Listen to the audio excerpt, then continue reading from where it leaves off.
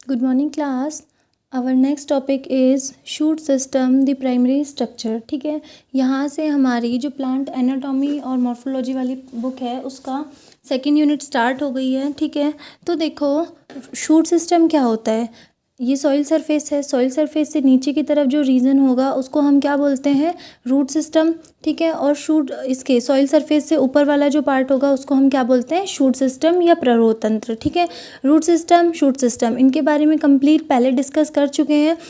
Root system जो होता है वो किस टाइप का होता है, पॉजिटिव जियोट्रॉपिक और नेगेटिव फोटोट्रॉपिक. लेकिन जो शूट सिस्टम होगा हमारा वो कैसा होता है, negative geotropic and positive phototropic. ठीक है, शूट सिस्टम जो होता है ना वो एक तरह का एरियल पार्ट होता है, वायवीय भाग होता है, जिसमें कि क्या क्या होता है, stem, leaf, flower, fruit etcetera ये सब पाए जाते हैं. ठीक है, और इन सब की उत्पत्ति जो होती है वो किससे होती है, एपिकल मेरिस्टेम या शीर्षस्थ विभज्योतक से इनकी उत्पत्ति होती है. ठीक है, अब उसके बाद देखो आगे आता है कैरेक्टरिस्टिक फीचर्स ऑफ स्टेम और शूट. ठीक है, इसमें देखो मॉर्फोलॉजिकल क्या क्या होते हैं कि जो शूट होता है उसका डेवलपमेंट फ्रॉम बर्ड, एक कलिका से शूट का डेवलपमेंट स्टार्ट होता है. Nodes and internodes present, node और इंटरनोड बताई थी. स्टेम जो होता है वो इस तरह का होता है, उसके ऊपर यहाँ पर नोड प्रेजेंट होती है और नोड के ऊपर से लीफ की ओरिजिन होती है. ठीक है, उसके बाद leaves are attached on node. ठीक है, लीफ कहाँ अटैच होती है, नोड के ऊपर. उसके बाद देखो स्टेम जो होता है वो किस टाइप का होता है, negative geotropic and positive phototropic. ठीक है, पॉजिटिव फोटोट्रॉपिक का क्या मतलब है, सनलाइट की तरफ इसकी मूवमेंट होती है स्टेम की. ठीक है, और ग्रेविटेशन फोर्स के अपोजिट होती है, इसीलिए नेगेटिव जियोट्रॉपिक या नकारात्मक गुरुत्वानुवर्ती और धनात्मक प्रकाशानुवर्ती होता है. ठीक है, पर्व और पर्वसंधियाँ पाई जाती है और जो शूट होता है, प्ररोह होता है, उसकी उत्पत्ति एक कलिका से होती है. ठीक है, अब उसके बाद देखो एनाटॉमिकल कैरेक्टर मीन्स शारीरिकी लक्षण क्या क्या है कि epidermis of stem is covered by cutin. जो इसकी एपिडर्मिस होगी वो किसके द्वारा कवर्ड रहती है, क्यूटिन के द्वारा कवर्ड रहती है. Hairs are present on stem, they are multicellular. Hairs जो प्रेजेंट होंगे स्टेम के ऊपर वो किस तरह के होंगे, बहुकोशिकीय होंगे, मल्टी सेलुलर होंगे. ठीक है, उसके अलावा जो स्टेम होता है उसके ऊपर कैस्पेरियन बेंड्स प्रेजेंट होती है. कहाँ प्रेजेंट होती है, एंडोडर्मिस के ऊपर. ठीक है, अब ये जो कैस्पेरियन बेंड्स होती है ये क्या करती है, स्टार्च ग्रेन्स जो होंगे वो यहाँ पर प्रेजेंट होते हैं, इसीलिए इसे हम स्टार्च शीथ के नाम से भी जानते हैं. ठीक है, उसके बाद यहाँ पर जो वेस्कुलर बंडल होंगे वो किस तरह के होंगे, कॉन्जॉइंट और कोलेट्रल होंगे, और ओरिजिन ऑफ ब्रांचेस जो होंगी वो एक्सोजिनस होगी, बहिर्जात उत्पत्ति होती है शाखाओं की. कॉन्जॉइंट और कोलेट्रल वेस्कुलर बंडल्स प्रेजेंट होते हैं, स्टार्च शीथ प्रेजेंट होती है, हेयर्स होंगे वो बहुकोशिकीय होंगे, और एपिडर्मिस के ऊपर या अधिचर्म के ऊपर क्या प्रेजेंट होता है, क्यूटीन प्रेजेंट होता है. ठीक है, अब आगे देखो उसके बाद आता है कि जो हमें क्या पढ़ना है, मेरिस्टेमेटिक टिश्यू. ठीक है, मींस मेरिस्टेमेटिक टिश्यू देखो शूट एपिकल मेरिस्टेम पढ़ने से पहले एक बार मेरिस्टेमेटिक टिश्यू के बारे में जनरल देख लेते हैं. ठीक है, देखो मेरिस्टेमेटिक टिश्यू जो होता है वो कैसा होता है, इनके पास जितनी भी सेल्स होती है वो इमेच्योर होती है. ठीक है, मेरिस्टेमेटिक टिश्यू है इट मीन्स वहाँ पर सेल्स कैसी होंगी, इमेच्योर सेल्स होंगी, और वो जो कोशिकाएं होती है which have capacity to divide life long, उन कोशिकाओं में जीवन पर्यंत विभाजन की क्षमता पाई जाती है. ठीक है, मेरिस्टेमेटिक सेल्स के बारे में पढ़ा था तब हमने बताया था कि जो मेरिस्टेमेटिक सेल्स होती हैं वो किस तरह की होती है, या तो वो विभाजन कर रही होती है या फिर उनमें विभाजन की क्षमता पाई जाती है. ठीक है, उसके बाद देखो जो प्लांट होता है, प्लांट में सबसे पहले क्या होगा, मेल और फीमेल गैमेट दोनों का फ्यूज़न हो जाएगा, फर्टिलाइजेशन हो जाएगा. तो फर्टिलाइजेशन के बाद मींस पोस्ट फर्टिलाइजेशन क्या होता है, जाइगोट का फॉर्मेशन होगा, जाइगोट डिप्लॉयड होता है, उसके बाद में जाइगोट से एम्ब्रियो का फॉर्मेशन होता है. ठीक है, जाइगोट से युग्मनज से भ्रूण का निर्माण होता है, और जो भ्रूण की कोशिकाएं होती है, all cells of embryo are dividing. ठीक है, सेल्स जो एम्ब्रियो की सेल्स होती है वो सारी की सारी कैसी होती है, डिवाइडिंग होती है. It means meristematic meristematic cells are present. ठीक है, अब उसके बाद देखो जो एम्ब्रियो होता है वो किसका फॉर्मेशन करता है, पूरे प्लांट का। भ्रूण पादप जो होगा वही किसके, पूरे पादप का निर्माण करता है। उसी की कोशिकाओं में यहाँ पर ये मेरिस्टेमेटिक सेल्स है, इट मीन्स यहाँ पर क्या होगा, लगातार डिवीज़न होता रहता है। ठीक है, अब उसके बाद में नया प्लांट जो बनेगा उसमें क्या होता है, meristematic cells convert into permanent sales.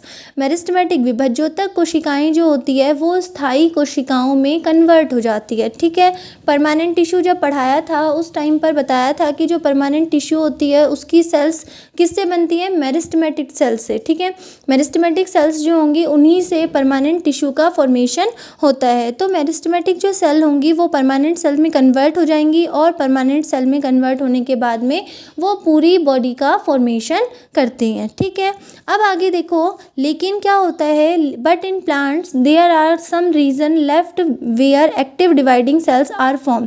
लेकिन जब पूरी की पूरी मेरिस्टेमेटिक सेल जो होंगी वो परमानेंट सेल में कन्वर्ट हो जाएंगी, लेकिन फिर भी कुछ रीजन ऐसे होते हैं, कुछ क्षेत्र ऐसे पाए जाते हैं जहाँ पर हमेशा कैसी कोशिकाएं होंगी, मेरिस्टेमेटिक सेल्स प्रेजेंट होंगी, विभज्योतक कोशिकाएं उपस्थित होती है। ठीक है, तो देखो वो यहाँ पर क्या होता है, कुछ भाग ऐसे होते हैं जहाँ पर लगातार डिवाइडिंग सेल्स प्रेजेंट होती है, उनको मेरिस्टेमेटिक सेल्स कहते हैं। और ये कहाँ प्रेजेंट होती है, present at region of root and shoot apex. ठीक है, प्ररोह और मूल शीर्षों पर जो कोशिकाएं प्रेजेंट होंगी वो हमेशा कंटिन्यूअसली डिवाइडिंग सेल्स होती है।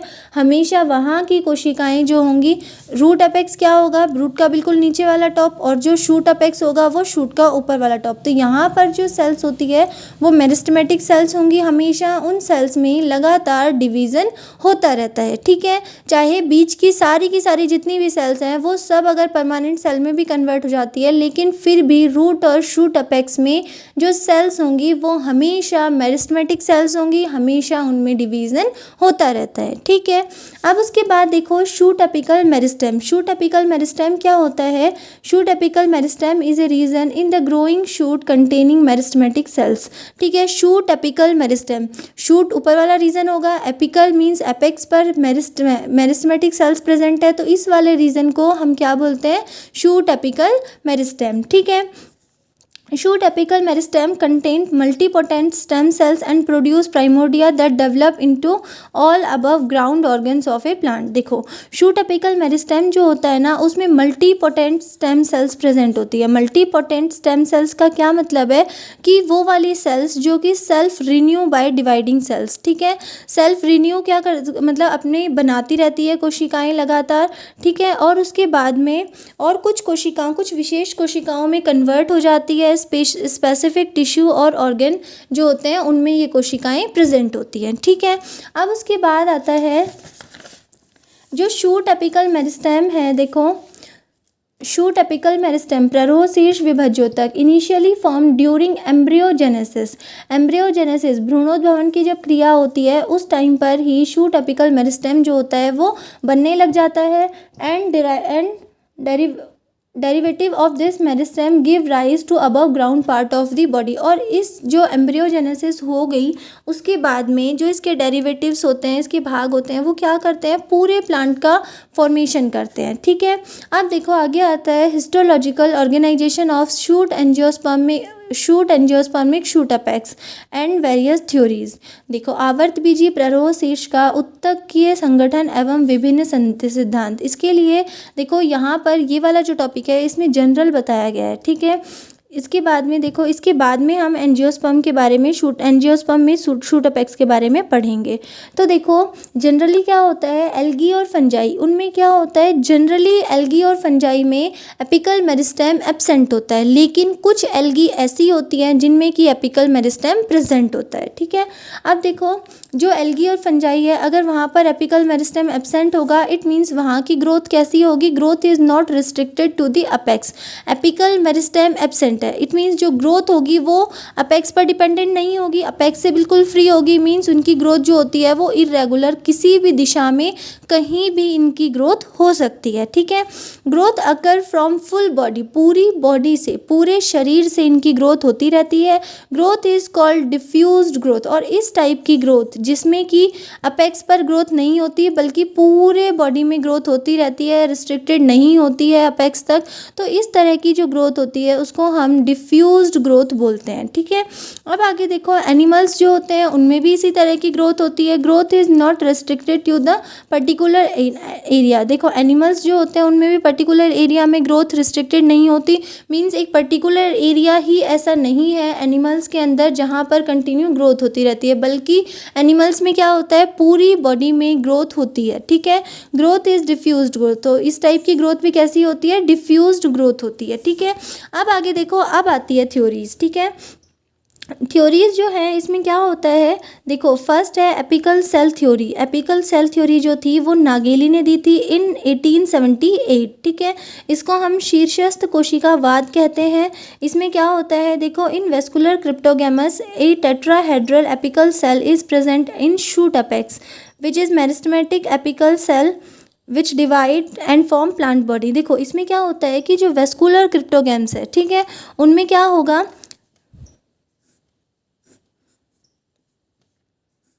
संवहनीय पादपों में क्या होता है, ऊपर की तरफ इस तरह से एक टेट्राहेड्रल सेल प्रेजेंट होती है। ठीक है, ये टेट्राहेड्रल एपिकल सेल जो होती है वो कहाँ प्रेजेंट होगी, शूट अपेक्स पर। शूट अपेक्स ये वाला है, इसके ऊपर एक टेट्राहेड्रल एपिकल सेल प्रेजेंट होती है।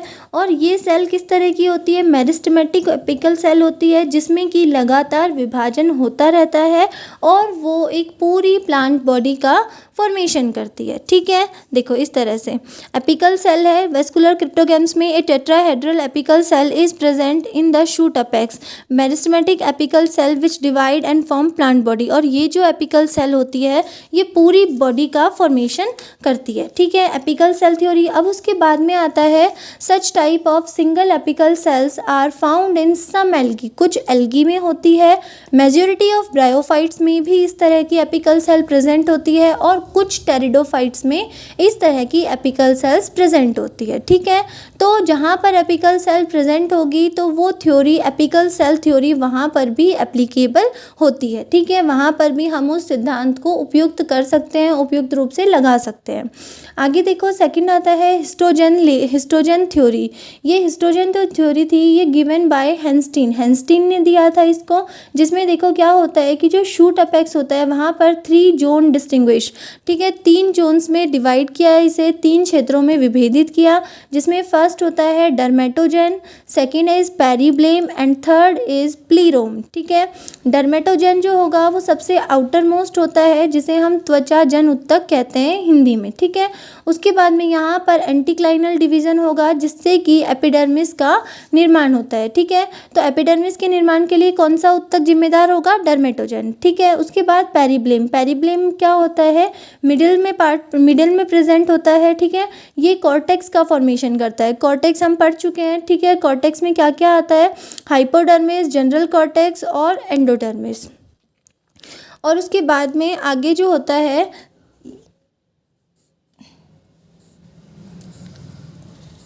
कॉर्टेक्स को 2 रीजन में डिवाइड किया था, आउटर और इंटरनल। आउटर जो होगा उसमें क्या प्रेजेंट होता है, आउटर कॉर्टेक्स में हाइपोडर्मिस, जनरल कॉर्टेक्स और एंडोडर्मिस प्रेजेंट होगी, लेकिन जो सेंट्रल कॉर्टेक्स होता है उसमें पेरिसाइकल पित्त और मेडुलरी रेज प्रेजेंट होती है। ठीक है, तो देखो जो प्लीरोम होता है वो सबसे इनर मोस्ट होता है। ठीक है, ये स्टील का फॉर्मेशन करता है, रंभ का निर्माण करता है, इसीलिए इस उत्तक को क्या कहते हैं, रंभजन उत्तक कहते हैं। इसमें क्या होगा, इनर सेंट्रल कॉर्टेक्स का फॉर्मेशन होगा, जिसमें देखो पेरिसाइकल पित्त और मेडुलरी रेज ये सब सेंट्रल कॉर्टेक्स में आती है। लेकिन उसके बाद में जो वेस्कुलर बंडल जो होते हैं ना, उनका फॉर्मेशन भी किस में होगा, प्लीरोम में होगा। ठीक है, हेंस्टीन ने these 3 regions made up of different type of initial cells. इन्होंने क्या बताया कि ये जो तीनों रीजन होते हैं ये अलग अलग तरह की इनिशियल कोशिकाओं से मिलकर बने हुए होते हैं। ठीक है, और वो सब के सब अलग अलग कोशिकाओं से उनकी उत्पत्ति होती है, लेकिन वो किसकी तरह, एक हिस्टोजन की तरह वर्क करते हैं। ठीक है, अब उसके बाद देखो, all meristematic cells have equal pen का, all meristematic cells have equal potential of differentiation. ठीक है, जितनी भी मेरिस्टेमेटिक सेल्स होंगी वो क्या होती है, बिल्कुल एक समान रूप से उनमें विभेदन होता है, एक समान पोटेंशियल प्रेजेंट होता है। ठीक है, जिसके कारण वो डिवाइड करती रहती है। अब आता है आगे हिस्टोजन जो थ्योरी थी, उसके बाद में आती है tunica corpus theory. Tunica corpus theory देखो गिवन बाय श्मिट। ठीक है, श्मिट नाम का साइंटिस्ट था, उन्होंने दी थी best theory of shoot apex. Shoot apex के लिए सर्वाधिक उत्तम सिद्धांत है, सबसे अच्छा सिद्धांत है। ठीक है, बेस्ट है बिल्कुल, कि हम इससे shoot apex, shoot apical meristem के जो हिस्टोलॉजिकल ऑर्गेनाइजेशन है उसको कंप्लीट रूप से एक्सप्लेन कर सकते हैं, कंप्लीट समझ सकते हैं। तो देखो ट्यूनिका कॉर्पस जो थ्योरी है उसमें क्या बताया कि यहाँ पर दो रीजन प्रेजेंट होते हैं, one is tunica and second is corpus. ठीक है, ट्यूनिका और कॉर्पस ये दोनों कहाँ प्रेजेंट होंगे, present in shoot apex, shoot apex में प्रेजेंट होंगे। This theory is based on plane of division. Plane of division का क्या मतलब है कि ये जो सिद्धांत होता है ये विभाजन के तल के आधार पर ट्यूनिका और कॉर्पस इन दोनों में डिवाइड करता है। ठीक है, तो देखो ट्यूनिका जो होगी वो सबसे आउटर मोस्ट लेयर होती है, आउटर रीजन होता है, सिंगल और मल्टी लेयर्ड हो सकता है, एक या अधिक परतीय हो सकता है, एक या बहुपर्तीय हो सकता है। और ट्यूनिका जो होगी वो किसका निर्माण करती है, आउटर मोस्ट है, इट मीन्स ये एपिडर्मिस का निर्माण करेगी। ठीक है, और ट्यूनिका की सेल्स जो होती है वो छोटी होती है, स्मॉल होती है, cells arranged in a sequence, और ये सारी की सारी सेल्स जो होती है वो एक सीक्वेंस, एक क्रम में व्यवस्थित होती है। ठीक है, और यहाँ पर विभाजन जो होगा वो एंटीक्लाइनल डिवीजन होगा, अपनतिक विभाजन होता है। ठीक है, और ये जब इनको स्टेनिंग करते हैं उस टाइम पर डार्क स्टेनिंग शो करती है, कौन, ट्यूनिका लेयर। ठीक है, और उसके बाद में ट्यूनिका लेयर जो होती है ना वो एपिडर्मिस का फॉर्मेशन करेगी और उसके साथ साथ सरफेस एरिया को भी इंक्रीज करती है। ठीक है, अब आगे देखो कॉर्पस। कॉर्पस जो होगा उसमें क्या होता है, core region of shoot apex. Shoot apex का बिल्कुल कोर रीजन होता है, कोर का मतलब होता है बिल्कुल मिडिल वाला रीजन, मिड वाला रीजन। ठीक है, जो कोर रीजन होगा कॉर्पस का, वहाँ पर cells are large size, cells कैसी होंगी, लार्ज साइज की होंगी, और ये वॉल्यूम को इंक्रीज करती है। ये वाली सेल्स क्या कर रही थी, सरफेस एरिया को इंक्रीज कर रही थी, लेकिन कॉर्पस की सेल्स जो होती है वो वॉल्यूम को इंक्रीज करती है। ठीक है, सेल्स आर वैक्यूलेटेड, मीन्स यहाँ पर क्या होता है, रिक्तिका प्रेजेंट होती है, वैक्यूल प्रेजेंट होती है। Hence division here division occur in anticlinal और पेरिक्लाइनल प्लेन। इसमें क्या होता है, डिवीजन जो होगा वो एंटीक्लाइनल भी हो सकता है और पेरिक्लाइनल भी हो सकता है, परिधि की तरफ भी डिवीजन हो सकता है और बीच में भी हो सकता है। ठीक है, तो देखो आगे parallel to cell surface division present होता है। ठीक है, inner region multi layered and form all other tissue of plant except epidermis. देखो ये वाला एपिडर्मिस का फॉर्मेशन ट्यूनिका ने कर दिया, तो कॉर्पस क्या करेगा, बाकी के जितने भी टिश्यू बच गए उन सब का फॉर्मेशन कौन करेगा, कॉर्पस करेगा। ठीक है, लेकिन देखो आगे नेक्स्ट पॉइंट है, sometimes in monocot plant tunica layer behave opposite to nature. कुछ क्या होता है, कई बार जो मोनोकोट प्लांट होते हैं ना उनमें ट्यूनिका लेयर का बिहेवियर जस्ट अपोजिट होता है। ट्यूनिका लेयर का बिहेवियर यहाँ पर बताया था क्या होता है कि इसमें एंटीक्लाइनल डिवीजन होगा, लेकिन जो ट्यूनिका लेयर होती है वो कभी कभी पेरिक्लाइनल डिवीजन भी करती है। ठीक है, अगर ये पेरिक्लाइनल डिवीजन करेगी तो क्या, तो इससे क्या, तो पेरिक्लाइनल डिवीजन जो था इसको एक्सप्लेन करने के लिए मेंटल एंड कोर हाइपोथेसिस को दिया गया। ठीक है, आगे आता है देखो mantle and core hypothesis given by Popham and Chan. ठीक है, पोफेम एंड चान ने दी थी, जिसमें क्या बताया कि जो शूट अपेक्स होता है उसमें दो हिस्टोलॉजिकल रीजन, दो उत्तकीय क्षेत्र प्रेजेंट होते हैं। ठीक है, one is mental and second is core. Mental जो होगा वो एपिडर्मिस और आउटर कॉर्टेक्स का फॉर्मेशन करेगा, और मेंटल में पेरिक्लाइनल और एंटीक्लाइनल दोनों टाइप के डिवीजन प्रेजेंट होते हैं। ठीक है, उसके बाद जो कोर रीजन होगा वो सेंट्रल मदर सेल होगी, और उसमें भी पेरिक्लाइनल और एंटीक्लाइनल दोनों डिवीजन होते हैं, और ये किसका फॉर्मेशन करेगा, सेंट्रल सिलेंडर पेरिसाइकल एंडोडर्मिस और वेस्कुलर बंडल का फॉर्मेशन कौन करेगा, कोर वाला रीजन करेगा। ठीक है, मेंटल कोर हाइपोथेसिस को हिंदी में प्रवार कोर परिकल्पना भी कहते हैं। उसके बाद आगे आता है हिस्टोजेनिक लेयर थ्योरी। हिस्टोजेनिक लेयर थ्योरी जो थी वो उत्तक जनी परत सिद्धांत होता है गिवन बाय डरमन। डरमन ने दिया था इसे। Modified version of Hanstein histogen theory. Hanstein की जो हिस्टोजन थ्योरी थी उसका मॉडिफिकेशन वर्जन है।